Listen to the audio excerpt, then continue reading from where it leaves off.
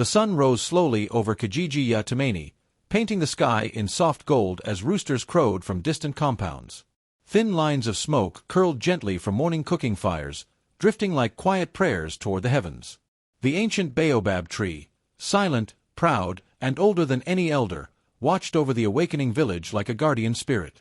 Children stretched sleep from their eyes, mothers swept the earth smooth, and fathers prepared for the long day's duties. It was a peaceful morning, the kind that carried stories in the wind. The village itself stood at a strange crossroad. On one side were mud huts with brown walls shaped by patient hands and old wisdom. On the other side rose new concrete shops with bright signs, loud music, and the smell of money. It was as if the past and the future had chosen this place to test who would bend and who would break. Some called it progress. Others whispered it was the beginning of forgetting. Beneath the great baobab, the elders gathered as they always did. Their walking sticks tapped the ground like the heartbeat of tradition. Their voices, deep and seasoned, shared tales about the dangers of pride, the gifts of patience, and the tricks of fate. Anyone who passed by bowed respectfully, for these elders were the keepers of the village's soul. But the youth, the youth, barely slowed down. They rushed past the baobab with eyes fixed on faraway cities they had only heard about on radios and cheap smartphones. Dreams filled their steps. Some believed the village was too small for greatness. Others simply wanted more than the life they saw around them. Their laughter was loud, but their direction uncertain. Yet beneath all this movement, the land held memories. It remembered joy and sorrow, blessings and heartbreak. And somewhere in those memories, a new story was preparing to rise, one that would test hearts, expose truths, and challenge the balance between tradition and modern life. In the middle of this world lived Amani, son of Zuri. A gentle man, quiet but observant, with eyes that held more stories than his mouth could tell. He was known for honesty and a calm strength that didn't shout but simply existed. People respected him, but many mistook his silence for weakness. Every day he worked odd jobs, repairing roofs, carrying loads, tending fields. His feet knew every path in the village, and his hands carried the weight of his family's survival. With his father gone, Amani supported Mama Zuri and his younger siblings alone. His shoulders were tired, yet his heart stayed steady. Still, whispers followed him everywhere. Some villagers said, "Amani is kind, but too soft." Others believed he lacked the fire needed to face the world. What they could not see was the quiet storm inside him, the hunger to be respected, the longing to stand tall in a village that rarely saw value in gentle souls. At home, Mama Zuri remained his guiding light. A woman shaped by grief but never defeated by it. Her voice was soft, her wisdom deep, and her presence felt like shade on a hot afternoon. Amani often found strength in her silence, the kind that reminded him he was more than what the world said. One evening, after a long day that squeezed every drop of energy from his body, Amani paused outside a small roadside kiosk. In a moment of tired impulse, he bought a lottery ticket. Not out of hope, but out of habit, the way one reaches for a stone while walking, without thinking. He didn't know that destiny watched him that day. A week later, his life cracked open. The numbers he barely remembered had won. Not small money, but millions, an amount that could change generations. He stared at the paper until his hands trembled. Joy rose in him like sunlight, but fear followed quickly behind. He knew too well that money could twist hearts faster than drought twists the earth. His chest felt tight as he whispered to himself, "What will this bring to my family? To this village?" In African folklore, spirits often choose unexpected people for difficult journeys. Humble ones, silent ones, those who do not see greatness in themselves. Amani felt like one of those chosen heroes. But with choice came tests, and with blessings came shadows. He folded the ticket, tucked it close to his heart, and told no one. The truth was too heavy, too dangerous. Silence, he decided, was safer than trust. But silence is never empty. Amani soon began watching the people around him. He wanted to know who they truly were before the truth came out. He started small, asking for help here and there. A little money to buy food. A place to sleep when he pretended to be stranded. Simple kindness, nothing more. Each answer revealed something. One sibling avoided him. Another grew annoyed. Someone else lied with a smile. Masks slipped quietly, and Amani's heart learned painful lessons. But he also saw light, small acts of kindness from unexpected people. A cousin who offered shelter without question. A neighbor who shared her last meal. A child who gave him a stolen mango with innocent generosity. The village felt the shift even before the story began. The wind changed. The elders looked uneasy. Birds flew in strange patterns, as if fate itself whispered, "Prepare, for storms come before transformation."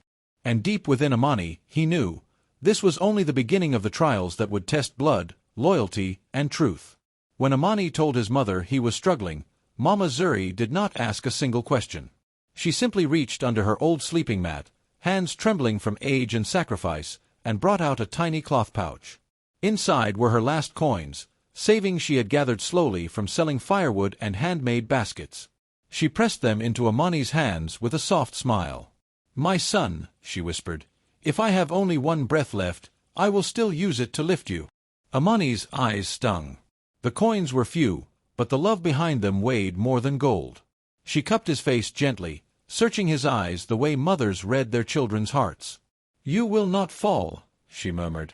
"Not while I still stand." Later that night, after Amani had gone to sleep, Mama Zuri knelt beside the dim cooking fire. She closed her eyes and prayed in silence, long, deep prayers soaked in fear and hope. She asked the ancestors to protect her son, to guide him, to cover him with favor. Only the crackling fire heard the shaking in her voice. Amani never saw how her shoulders shook, or how she whispered his name like it was the last rope she held onto. Mothers like her had carried worlds alone, and she carried his with unbroken faith. But not all hearts in the family were shaped like hers. Jabari, Amani's brother, smiled too quickly when Amani asked him for help. His voice was bright, but his eyes were sharp like thorns. "Of course, brother," Jabari said loudly. "Anything you need. We are family, after all." But the moment Amani walked away, Jabari's true colors spilled out. Behind closed doors he scoffed. "Look at him. Always begging. Always weak. He will never be anything." At the evening cooking fire, Jabari's words danced from mouth to mouth like sparks carried by the wind. He told the young men that Amani lacked ambition. He told the women he was too soft to handle life. Laughter followed his insults, the kind that stings when spoken by those who once shared the same childhood mat. Nima, their sister, didn't laugh. But she didn't defend Amani either. She pulled her shawl tighter every time she saw him, afraid someone would notice the connection. "Amani," she muttered one day, "please don't come near me when my fiancé's family visits. They already think we are struggling too much. Don't make it worse." Amani felt the word slice clean through his chest, but he simply nodded. Shame is a heavy thing when it comes from blood. Cousin Baraka arrived next with a smile that looked warm but felt cold. He sat beside Amani, speaking sweet words. "I can help you," Baraka said, gripping Amani's shoulder. "But when your life gets better, you must remember me. Maybe give me a small business to run? Maybe buy me a motorbike." Amani studied him quietly.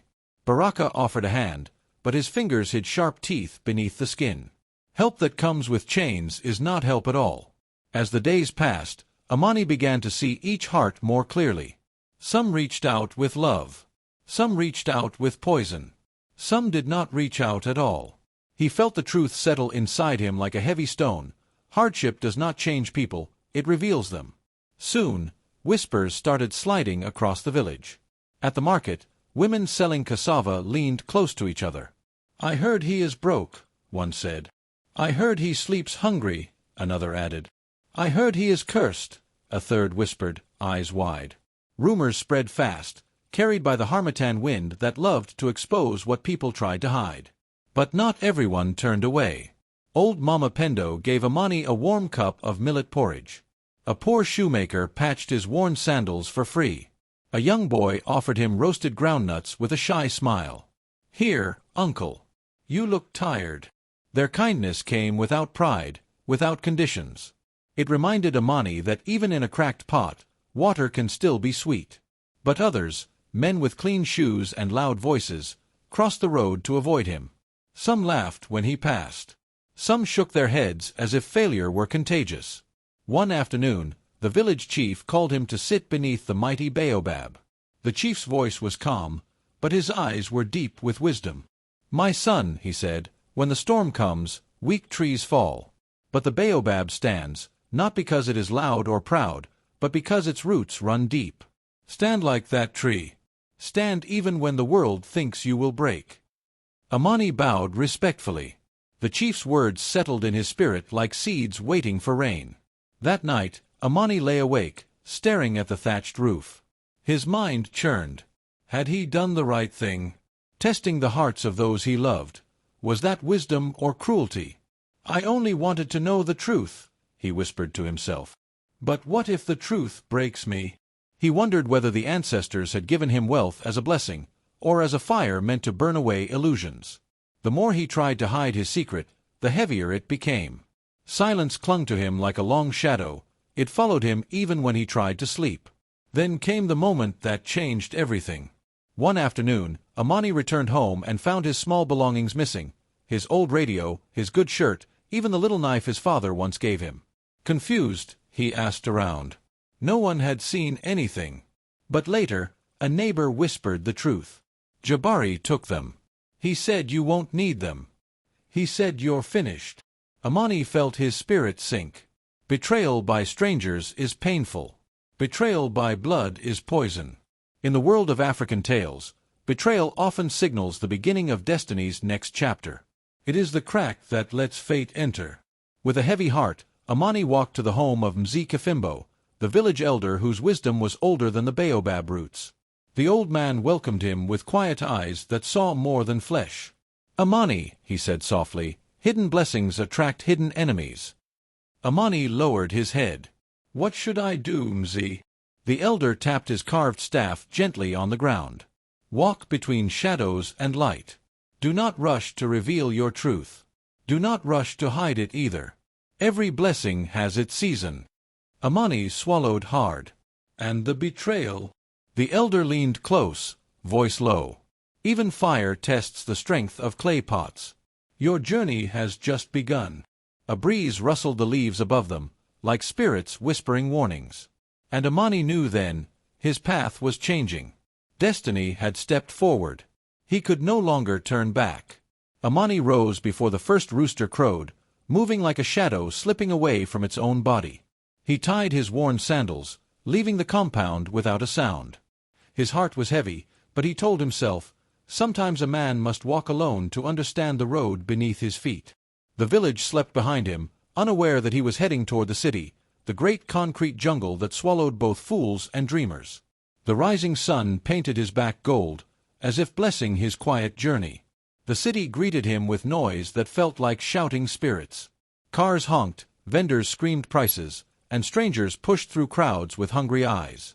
Amani clutched his small bag tightly. Everywhere he turned, smiles looked sharp, like teeth waiting to bite. One man approached him, saying, "Brother, I can show you how to double your money in one day." Another whispered, "I have secret connections. Give me a small fee, and you will be rich forever." Their voices sounded sweet, but their hands twitched like snakes in dry grass. Amani felt danger without seeing it. He stepped back, shaking his head. "Not everything shiny is gold," he muttered. Yet he also realized how easy it would be to fall prey. Money without knowledge was like fire in a child's hand. It could warm or burn. By midday, he had lost a few coins to a smooth-talking advisor whose promises dissolved like mist. The shame burned deep. He whispered to himself, "Ignorance has a price, and I have paid it." As evening fell, the city's coldness revealed itself fully. Tall buildings blocked the sky, and no one met his eyes. Even laughter sounded empty. Amani watched people chase riches with hearts as dry as old wood. He felt smaller with every step, until clarity struck him like sudden thunder. The city had no soul. Wisdom lived in the village, in the stories of elders, in the warmth of shared meals, in the honesty of people who still knew each other's names. When Amani returned home, dust clinging to his feet, he found a storm waiting for him, not in the sky, but in the mouths of men. Baraka, his cousin with a tongue sharper than a thorn, had been busy. "Amani owes half the village," Baraka declared loudly at the market. He borrows like a hungry goat and pays back nothing. His lies spread fast, carried by gossiping tongues eager for entertainment. Villagers turned cold overnight. Women whispered and shook their heads. Men stepped away when he approached. Even children stared with wide, suspicious eyes. Amani felt the sting of judgment, how fast a reputation could be torn apart by one poisonous voice.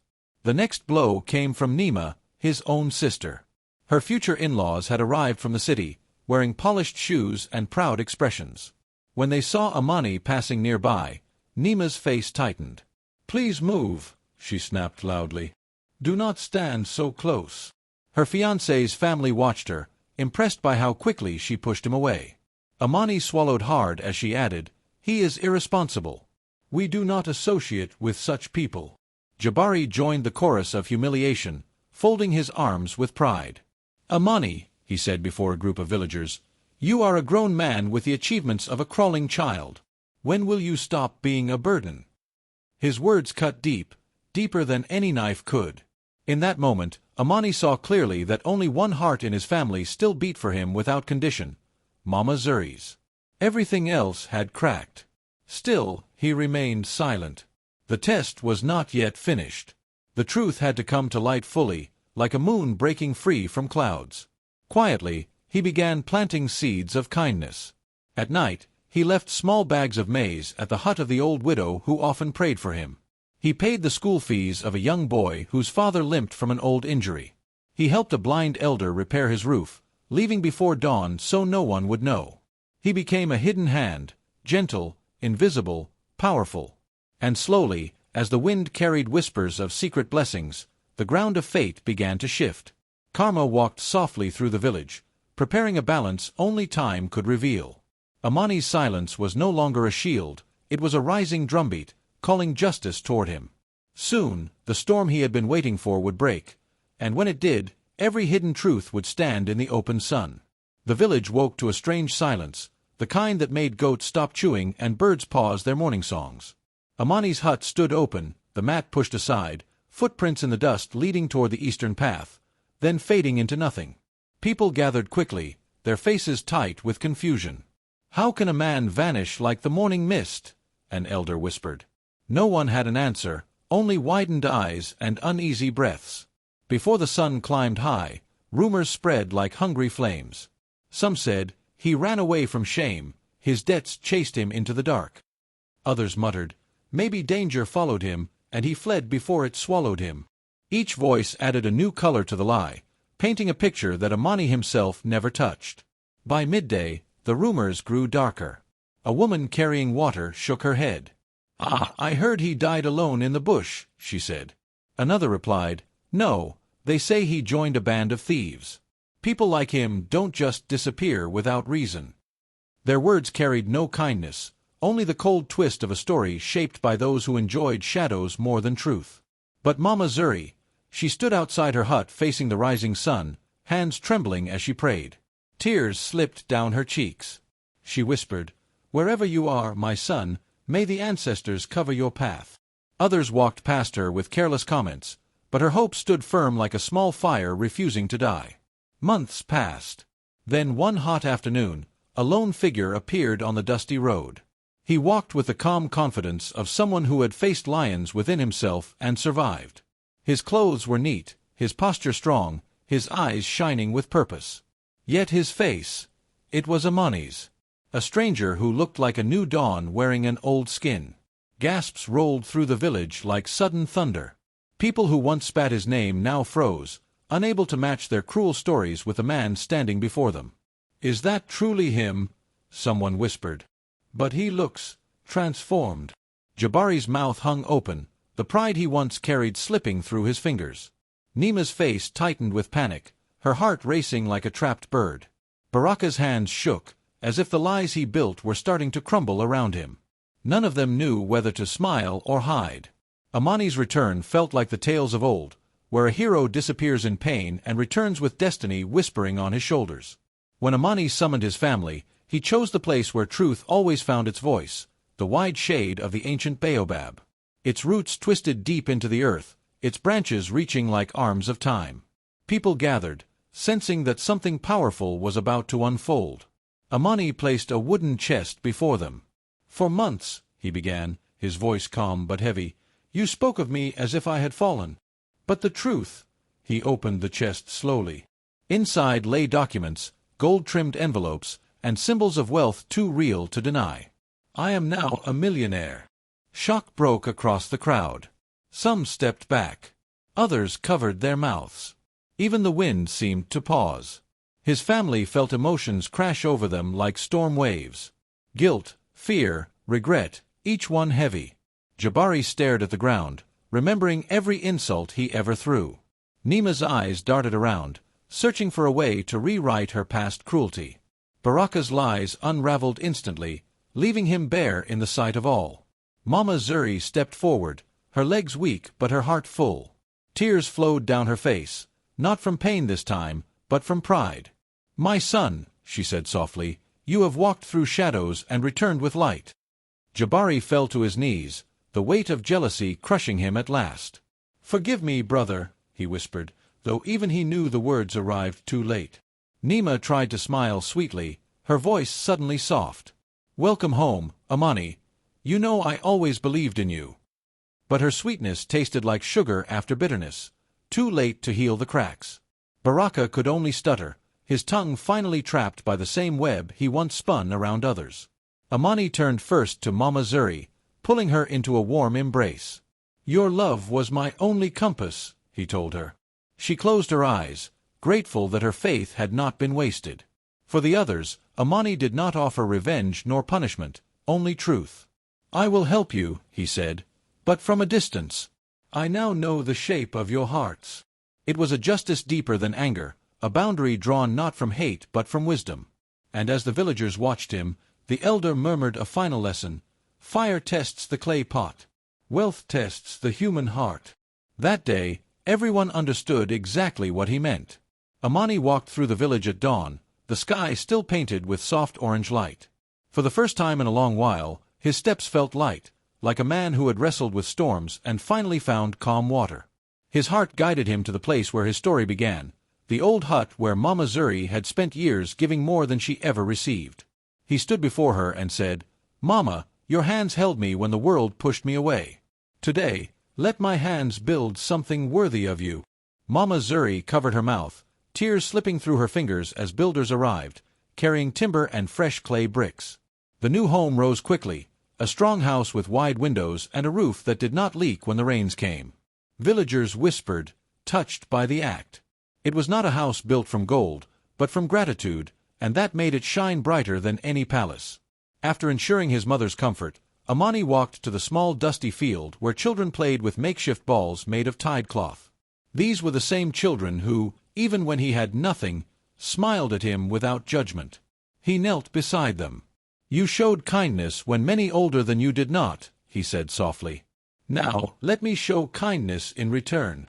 Their eyes widened as he handed their parents letters confirming scholarships, school fees, books, uniforms, all paid. One elderly grandfather lifted trembling hands to the sky. "May the ancestors bless your path, Amani," he whispered. But Amani did not forget balance, the core of any true African tale. He met with the village elders and offered funds to repair the well, support farming tools, and rebuild the market stalls. Yet, when the greedy ones, those who mocked him, those who twisted his name, came crawling with sweetened tongues, he simply replied, "Help will go where hearts were clean, not where mouths were cruel." Justice and mercy walked side by side. As the village settled into a new rhythm, Amani gathered the children and youths under the mango trees and shared the lessons his journey had carved into his spirit. "Wealth without wisdom," he said, "breaks even the strongest home. That is what the elders always warned us. Riches are dangerous when the heart is empty." They listened quietly, the wind rustling like approving voices from the ancestors. He continued, "Modern things, money, tall buildings, fine clothes, they don't decide your path. Your heart does. If it is pure, you will rise. If it is rotten, even gold cannot save you." The young ones nodded, but Amani's voice softened when he spoke of betrayal. "When a heart is wounded by those it trusted," he said, "the scars run deep. But only forgiveness can wash the poison away." He lifted a small gourd of water and poured it on the ground. Pain sinks, but healing rises. He ended with the oldest truth: destiny may open the door, but only a person with integrity can walk through it without falling. The elders murmured their agreement. Later, Amani returned to the place that had witnessed every major turn in his life, the ancient baobab tree. Its thick trunk stood like an old guardian, its shadow long and calming. He placed a hand on the bark and closed his eyes. For the first time, he felt whole. Not because of wealth, but because he finally understood himself.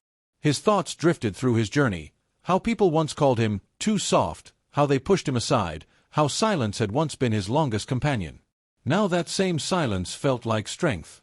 Every trial had shaped him, every heartbreak had molded him into a man who could no longer be shaken by the world's storms. As the sun began to set, painting gold across the village roofs, Amani's voice rose one last time, steady and wise. "A man's true wealth is seen when he has nothing," he said. "And a man's true heart is seen when he has everything." The words settled like a sacred blessing over the village. And just like the tales passed down through generations, Amani's story closed with truth, balance, and the quiet power of a man who found himself and changed his world.